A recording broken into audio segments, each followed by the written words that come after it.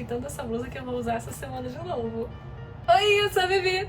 Sejam muito bem-vindas, pessoas! Muito obrigada pela visita aqui no canal, pelo seu tempo, pela dedicação, pelas curtidas, se inscrever, tudo. Vamos ao capítulo 7, sobre o ombro de gigantes, Crepúsculo nos Museus do Robô, o renascimento da imaginação, um ensaio de 1980. O Ray disse que se você viajasse para os Estados Unidos e entrasse numa biblioteca mediana em 1932, 1940, 45 ou até 1953, você não encontraria nenhuma fantasia nem ficção científica, salvo um ou dois títulos aí. Ele não diz que um desses títulos talvez seja o Hobbit, né? Pra quem tá vendo os vídeos ali de Senhor dos Anéis, a gente falou, Hobbit foi publicado em 1937, quem sabe?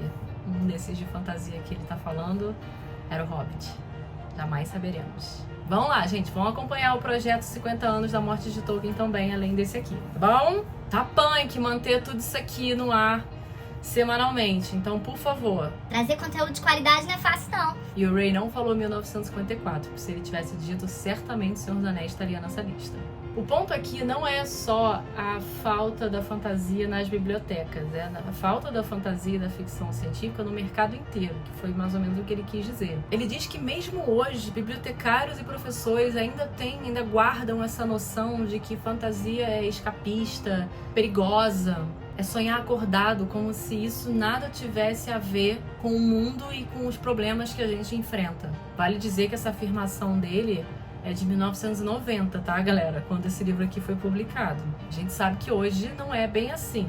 Gostaria de dizer que não é nada assim? Gostaria. Não é bem assim, porque a gente sabe que tem alguns pontinhos, né? Fantasia e ficção científica ainda são olhadas de esguelha, de rabo de olho. Mas mesmo naquela época ele já reconhecia alguma mudança, quando ele diz que há sim uma evolução nisso. E que é por causa da criança. As crianças que garantiram a sobrevivência da fantasia e se fizeram ouvir. Os professores descobriram que a criança podia ter prazer ao ler. Ora, vejam só, que audácia! Alunos, crianças citando Ursula Le Guin. Eu tô falando em tom do zombaria, galera, mas é sério, tá? Isso que ele diz, galera, de uma criança salvar um gênero literário, ainda que a gente não possa levar essa afirmação para uma discussão acadêmica, sem os devidos relatórios para isso, e não vai ser o caso aqui hoje, eu não vou trazer nenhum relatório, é uma opinião bastante coerente, não só com o mercado de 1990, mas de várias épocas. Se a gente pegar em termos de venda para o comércio, sem contar vendas governamentais, escola e biblioteca, a gente já teve vários booms da literatura no infanto e no infanto-juvenil, no infantil. Na Europa, nos Estados Unidos e aqui no Brasil também. Muito disso, é claro, impulsionado aí pelo divisor de mares que foi o Harry Potter, mas depois também com a chegada da categoria jovem adulto, e aí está falando de livros como Jogos Vorazes, Cassandra Clare, Percy Jackson, alguns mais infantis também como Eragon, Crônicas de Nárnia, ou os mais adultos que adolescentes também consomem, tipo Game of Thrones, Neil Gaiman, e muitos desses que eu citei aqui são de décadas completamente diferentes. Crônicas de Nárnia é muito mais antigo que Percy Jackson, por exemplo. É cíclico o negócio. E por conta do crescimento da demanda desse tipo de livro, para essa faixa etária, infanto-juvenil, infantil, jovem adulto, é o que ele quer dizer quando ele diz que salva esse mercado e o gênero da fantasia. Aqui eu foquei na fantasia, porque foi interesse meu, mas o Ray era autor de ficção especulativa e abordou esse assunto focando nisso, tá? Em ficção científica também. Eu que acabei fazendo um recorte aqui para facilitar o entendimento na fantasia, também porque eu gosto desse mercado pra caramba. A gente tem bastante gente falando de romance contemporâneo, a gente precisa falar da fantasia também. Se a gente quiser pegar a frase dele que ele fala aqui, que em 1990, bibliotecários e professores ainda consideravam a literatura de fantasia uma literatura de escapismo, sinceramente, eu não consigo dizer que hoje é completamente diferente disso. É claro que não é tão marginal como já foi no passado, mas vamos ser honestos. Dos menos de 10% de leitores que tem no Brasil, uma porcentagem ainda menor, muito menor, consome fantasia. Que dirá ficção científica. Eu tô focando aqui nos dados de venda da Nielsen e Ibope, tá, gente? A gente aqui é uma bolha, e essa bolha é muito pequena. Nosso mercado é uma formiguinha. Para vocês terem uma noção, o mercado em 2021 foi de 5 bilhões de reais, sendo que desses 5 bilhões, 3 bilhões está falando de trade, os outros de venda governamental. A nível de comparação, just for fun, o mercado de games no Brasil já era de 12 a 13 bilhões. Não dá nem para comparar também com o mercado de streaming no Brasil, não vou nem chegar lá. Mas só o fato da Netflix ter 30% do mercado brasileiro e a Amazon 21%, que são os líderes de mercado, são muito, muito, muito maiores, muito peixe grande em comparação ao mercado de livros. Resumindo essa bagaça, se a literatura de entretenimento, que é como o mercado decidiu chamar, é escapista ou não, de verdade, do fundo do meu coração, não importa. Até porque quem define isso é o leitor, com o seu propósito de leitura.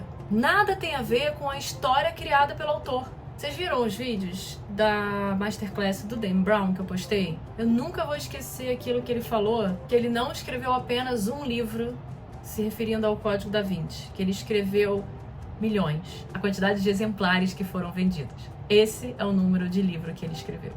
Porque cada leitor vai dar o seu significado para aquela leitura, para a história, para os personagens. Não adianta dizer que é uma literatura de entretenimento como se dissesse, então, que esse texto não é adequado para a gente discutir os valores importantes da sociedade, da família e ética. Eu posso te garantir, eu desafio aqui qualquer um a achar em qualquer um desses livros de literatura de entretenimento grande que a gente está falando, Harry Potter, até Senhor dos Anéis, se você quiser colocar na lista, Percy Jackson, Crônicas de Nárnia. Acha nesses livros evidências de que não há possibilidade de discutir valores de família, ética, morais e etc.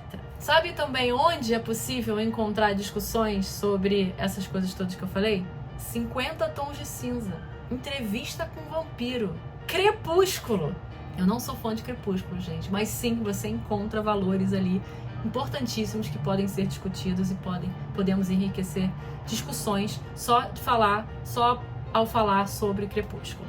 É elitista e é errado achar que a fantasia ou a literatura de gênero não oferece sabedoria e riqueza de discussões. Se um leitor quiser pegar As Vinhas da Ira ou até O Som e a Fúria, do William Faulkner, que são dois considerados clássicos, vencedores de Nobel da literatura, e ler de forma escapista, sem prestar atenção nos detalhes, na literatura divina e sensacional que de fato é, ele vai formar algumas imagens na cabeça, talvez entender só uma parte, não tudo, mas depende do propósito dele como leitor, gente. Não adianta falar que um é o outro é escapista só por conta do gênero, do tipo de... Ah, não me vem com essa não. Como disse Ray, professores descobriram que crianças podiam ter o prazer da leitura, bastava que lhe dessem Ursula Le Guin. Ler clássicos na infância é crucial, sem dúvida, mas não dá para colocar um Machado de Assis na mão de uma criança que nunca nem leu nenhum outro livro antes, não sabe nem interpretar texto direito ainda, não tem como fazer conexões com referências, não entende bolhufas das palavras que estão ali escritas. De que adianta? A gente precisa trabalhar mais com a formação dos professores, formação da leitura na escola, materiais de apoio, encenações, teatro, ajuda. Pode parecer tosco que eu vou falar agora, gente, mas o pessoal lá fora faz teatro de Shakespeare na escola, nas aulas com os alunos, para eles aprenderem a ler Shakespeare. E funciona! A criança precisa de outro estímulo em conjunto com a literatura para aprender a gostar de ler. E não apenas os clássicos, a gente precisa também colocar nas escolas, como de fato eu vi que estão colocando, livros que podem ser diluídos e mastigados pelas crianças de hoje. Aí a gente equilibra. E eu vejo muito professor bacana que faz isso, que reconhece que o livro do entretenimento também traz essas discussões, também traz elemento legal para trabalhar tanto com a criança quanto com o adolescente, jovem e adulto. Mas pensa só, já é difícil a gente, como sociedade de um mercado tão pequeno, dá o exemplo para a criança, porque raramente os pais estão lendo na frente das crianças. Isso pode acontecer na nossa bolha muito pequena, mas não acontece de forma geral. Então a gente nem instigar a curiosidade da criança, a gente está instigando. E aí os livros obrigatórios são difíceis de engolir, dependendo da idade. Não tem material de apoio. O livro em si, o objeto, já não é atraente para a criança, porque não é interativo, não tem estímulo visual, que nem os joguinhos de iPad, que nem o filme. Quais são as chances da criança fazer isso, passar a ler por conta própria? Eu também não sei a solução, tá, gente? Eu tô aqui desabafando, mas a minha sugestão sempre é que nas escolas a gente precisa trabalhar um antes da leitura. Seria pensar no material de apoio prévio, para que a leitura se torne mais palatável. Primeiro você instiga a curiosidade, faz teatro, faz brincadeira, cria jogos, Olimpíadas, gincanas, interatividade.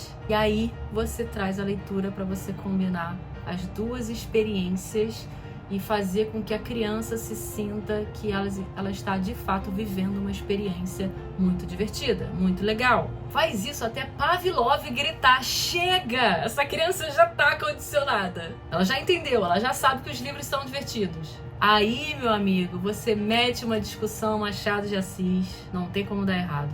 Hipótese, gente, a gente tem que testar. Bora testar bastante para ver se vinga. Crianças reimaginam o mundo o tempo inteiro. É normal que as novas gerações vão dar novas caras ao que já existia, e elas vão reinventar os sonhos, as ideias, de um jeito ainda mais fascinante. E aí o que o Ray quer dizer aqui é que uma nova ideia, ela não pode ser estrangulada com o intelecto.